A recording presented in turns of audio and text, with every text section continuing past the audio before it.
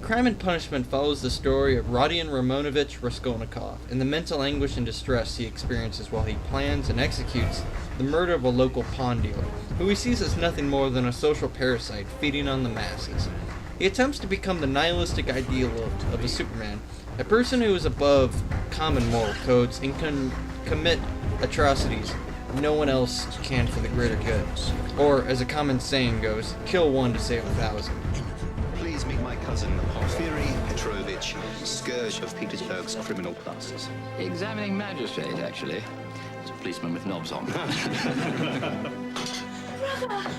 Oh, my darling. Oh, my darling boy. What are you looking for? A really good tummy. She seems to have made an impression on you, Roger. She's a prostitute. Desperate to get my hands on a witness, you see. As for a murderer, even better. Oh, we'll make him suffer. But will he make himself? A major theme within the novel is the naivety of the radical movements of the era, including nihilism, and how their concepts do not hold water in real-life scenarios. Raskolnikov exemplifies all the potentially disastrous hazards contained in such an ideal dog. His inner conflict in the opening section of the novel results in a utilitarian altruistic justification for the proposed crime. Why not kill a wretched and useless old moneylender to elevate the human society, dog? Get down with your bad son. Dostoevsky wanted to show that this utilitarian type of reasoning and its conclusions had become widespread and commonplace. They were by no means the solitary invention of Raskolnikov's tormented and disordered mind.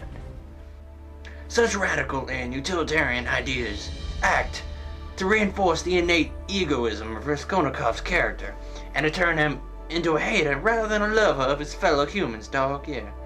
He even becomes fascinated with the majestic image of a Napoleonic personality who, in the interests of a higher social good, believes that he possessed a moral right to kill. Indeed, this Napoleon-like plan drags him into a well-calculated murder, the ultimate conclusion of his self-deception with utilitarian dog. Another theme is that of alienation. Raskolnikov, at the beginning and throughout much of the novel, is very antisocial, allowing his pride to prevent him from interacting with society. Upon leaving his room in numerous cases, he is almost terrified to meet anyone on the way out. He simply sees everyone around him to be beneath him, still retaining that Superman philosophy. This alienation has many effects on Raskolnikov himself. He becomes very sickly and pale, his home is in utter disarray, and he consistently berates and attacks his family and friends.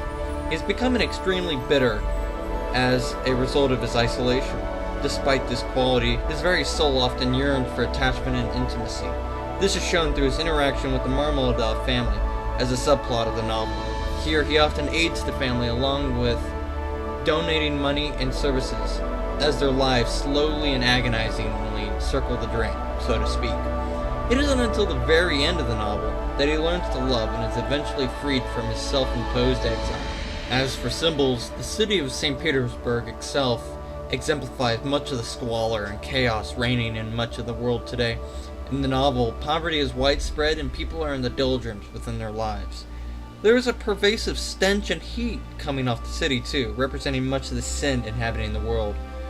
The city could also be extended into the very mind of Raskolnikov himself. He cannot escape either as he struggles throughout the novel through an agitated and hazy journey of numerous fainting spells. Even the character names themselves each represent some object or ideal. Raskolnikov comes from the Russian word for rascal or rapscallion, a schemer or dissenter. Lucien, the ruthless fiancé of Raskolnikov's sister Donya, stands for a puddle.